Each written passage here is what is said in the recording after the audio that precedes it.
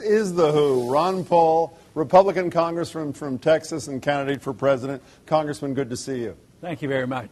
Congressman, you've created a stir by proposing the elimination of an agency that's gotten very high marks in this part of the country over the last few days. If you were successful in getting rid of FEMA, the Federal Emergency Management Agency, what or who would carry out its functions?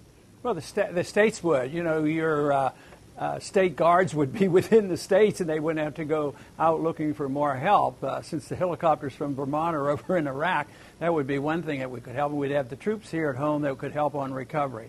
But, you know, not high on my agenda is getting rid of FEMA. It's just that it's only been around a short period of time, and it's developed a very bad reputation.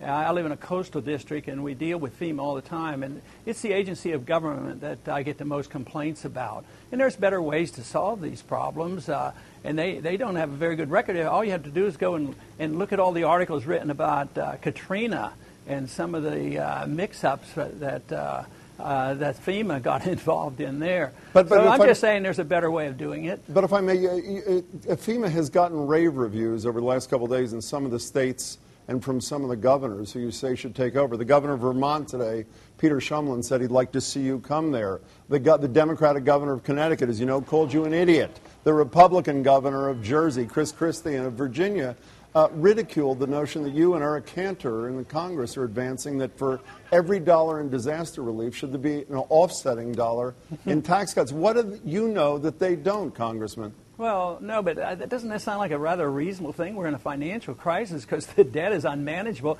Nobody will even raise the debt limit. So why isn't it reasonable to say that, you know, if you need it, I'm all for that. Matter of fact, even back, you know, when the hurricanes hit in Katrina and in Texas there, in New Orleans and Texas, I proposed that very thing. Save a couple $1 billion from overseas, put half of it to the deficit and put the other half toward taking care of the problems we have. When people talk like this and dismiss the deficit as not a problem, I've heard those governors say, get the aid here. You know, what they want to do is they want to pass the buck. That's why they like the federal government. That means if anything fails, it's not the governor's fault. It's no local fault. It's always the federal government. Go after the president.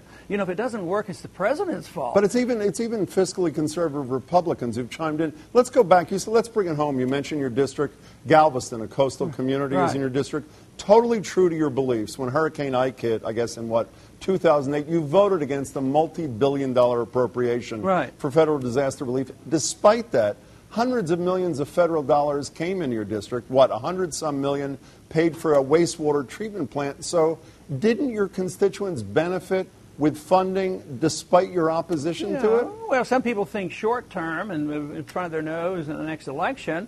And I think when they take your money, you should try to get some of your money back. But I'm trying to reform the system so it's more efficient. But overall, FEMA's broke. They're $20 billion in debt. So for anybody to say, you know, these governments say, well, we don't want to raise the money. We're not responsible. The federal government is. Who's the federal government? It's the taxpayers. So put them into $10 billion more debt. Eventually that all ends. I'm trying to prevent this catastrophic financial crisis that's on our doorstep. It's hardly even gotten started yet. It's going to get much worse because nobody really cares about the deficit. If they did in Washington, they wouldn't allow it to happen. And you get somebody like Eric Cantor who gets up and he says, you know, maybe we ought to pay for this. Then the media comes down hard on him. All he's trying to do is act responsibly. Well, to me, that's common sense. Let's talk about paying for things if we can. The president's going to give a job speech next Thursday, assuming the National Football League doesn't say no. But putting that aside for a second, I'm assuming he will yet again call for an end to the Bush tax cuts for the wealthy and say, let's use that money for investment in infrastructure and deficit reduction. The vast majority of the American people support raising tax cuts on the raising taxes on the wealthy. Aren't you out of step with Main Street America on that pretty critical issue? If I'd be out of step, you know, my numbers wouldn't be going up and I wouldn't have gotten reelected so often with growing numbers. But I would say the better way to do this, rather than destroying the economy by raising taxes on the people who produce jobs, is quit these wars. Bring the troops home. Let them spend their money here. Let's have a real stimulus package. We're up to our ears in debt, trillions and trillions of dollars, and no end in sight for these wars. Then we could take care of our people. Matter of fact, I even proposed on many of these programs that I don't fully endorse because technically they're not permissible under the Constitution, but taking care of sick people, the elderly, and the children, I have nothing against that if you cut the spending. But to raise taxes on the rich and chase more capital overseas, that's one of our basic problems with the economy right now. $1.5 trillion of capital sits overseas because there's no incentive to come home here because of all the regulations that are bearing down on them. You have to change that or you're not going to get any jobs. That's what my argument is. Congressman, I could not agree with you more on the wars, but let's talk about some people who don't agree. I think most people agree with you that you're the founding father of the Tea Party movement. You support small government across the board. But I think it's safe to say that many Tea Party members, lots of them, including some Tea Party leaders like Sarah Palin, Michelle Bachmann, want small government here, but want large government overseas, specifically things like support for the Afghanistan war. So isn't it safe to say that their voice on issues of fiscal responsibility, the Tea Party, is simply not credible when they're saying, let's continue to spend those tens of billions of dollars that you and I both agree is money wasted. So who should listen to the Tea Party on money issues? Well, that's one thing for sure. The Tea Party is not monolithic. Obviously, it was started in our campaign 4 years ago, but there were a lot of people who joined who saw a wave coming, which was an anti-Washington wave, and it's an anti-deficit wave. But you're right, and this is what the election is all about, because it's going to be sorted out. And I think my views will prevail, but I have to prove myself. I have to be credible. I have to get the support. I have to get the votes. If I don't, then I would say, well, you know, the people want the wars and they want to run up debt and they want to keep having all these programs. And then it's all going to end because of the financial crisis. When the dollar quits functioning, the troops will come home. Just like the Soviet system collapsed, the empires do not last when they're overextended. And we're overextended and nobody wants to admit it. This country is bankrupt. So when you're bankrupt and you're facing this crisis, you have to admit it and you have to change your ways. And that's all I'm asking for, is to change our ways and solve these problems. And we can do it in a transitional fashion if we wise up and do it gracefully rather than waiting for a collapse. Let's talk about consistency and credibility. And you raised the concept a minute ago. I'm a big government kind of guy, but I have a lot of respect for you and a lot of your libertarian views, particularly around foreign policy. But can you explain to me how someone like you, who believes government should stay out of our lives, also believes government should be able to tell a woman that she should have a child that she doesn't want? I don't understand how those two things fit together. Well, the libertarian principle is you're not allowed to use aggression against a person. And I'm an OB doctor, and that person, to me it was a person because I had legal responsibility for it. You know, a woman that's carrying a baby that's 3, 4, 5, 6 pounds, if I do anything to it, I get sued. And if you're in an accident and you are involved and that baby is killed, you have a big problem on your hand. This is a serious legal matter. So I would say that it isn't a question of the woman and protecting her privacy as much as whether or not you can see a 2 or 3 or 4 or 5 pound baby that has not yet been born deserves legal rights. But isn't there I come down on the side of saying that is a legal person, it's a human being, and it deserves to live. But your position goes beyond both the philosophical and pragmatic. As a former OBGYN, you see this as a constitutional issue, do you not? No, I've never brought up the Constitution. It's the pro-abortion people that always bring it up, and they introduce this idea of privacy. No, constitutionally, I bring it up only in the fact that I say the federal government shouldn't be in it. I don't believe in a federal abortion police. You know, I don't want to have them have anything to do with it because I know how difficult it is. And although I think those who believe in abortion have to deal with an 8-pound baby 1 minute before birth, which they refuse to, because right before birth, the mother's body is still precious and you should protect it.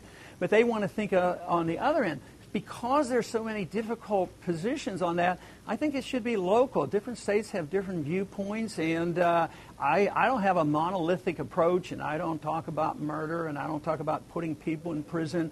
I talk about respect for life. If you do not have respect for life, how can you have respect for liberty? I am the greatest defender of liberty, but I can't see how I can justify all this defense of liberty if I don't defend life. Well, but very quickly, Vakan, you said you didn't want a federal abortion police. Then I believe, why did you vote for a ban on partial birth abortion on the federal level if you want it left to the states? I don't understand that. Because it was already nationalized by the courts, so I was trying to balance out the nationalization by the courts. They made it a national permission. I wanted to cancel out the national permission and legalization by the courts. Two final questions, if I can, just to finish up. You have a big debate, obviously, next Wednesday night at the Ronald Reagan Library.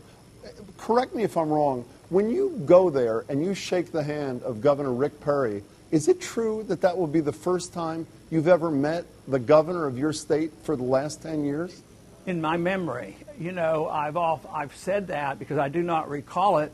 But he and I have been in Texas for a long time, and who knows, we might have passed some time along the way, and we shook hands. I honestly do not recall ever personally meeting him. But do you not find that strange? It seems to me, tell me if you think this is unfair, that it's sort of symptomatic of two men who are more concerned maybe about going their own way than they are about working collaboratively for their constituents. You both served Texans for the same 10 years and beyond, no? Well, he worked a lot in Austin. I worked a lot in Washington. But it is true that both George Bushes, I did get to know them, and I thought they were very cordial, and I got along with them quite well, even though we had our same disagreements. You can imagine how much I disagreed with their foreign policy. But George Bush Jr., I knew him pretty well, but he was always very, very cordial and polite to me. Hey. But no, I did not have that relationship. But I wouldn't say it was me deliberately saying I'm going my way and he's going his way. It just happened that way, and I guess somebody else will have to sort out exactly why. 30 seconds, if we can. You just had a birthday, correct? That is correct. Happy birthday. So if you're elected president, you'll be 77 years old when you take office. Oldest president to assume the office by far, 7 years. I know firsthand how many young people are huge supporters of yours. But at 77, Congressman, aren't you too old to be president of the United States? No. Matter of fact, I'm only 76. I know, but you won't be president until you're 76. I think people like you who do this, you should be careful about practicing age discrimination. That's against the law, It is. So be careful. I know good lawyers. You know what I do? You know what my answer is? Why do I appeal to the young people? Because I have young ideas. Freedom is a young idea. Why do the other ones have old-fashioned ideas? They want totalitarianism. They want power in government. So I am the youngest candidate with the youngest idea. And besides, tomorrow, to prove it, I'm having a bicycle ride, and you're welcome to come. And I've challenged any of my opponents to come to Houston at noontime when the temperature is 100 and the humidity is 100, and I'll ride 20 miles with them. And then you'll have the right to ask me about my age or challenge me about my age. That's a fair deal. You look fabulous, too. Congressman Paul, thank you so much. I hope we get to talk to you a lot as the campaign goes along. Thank you.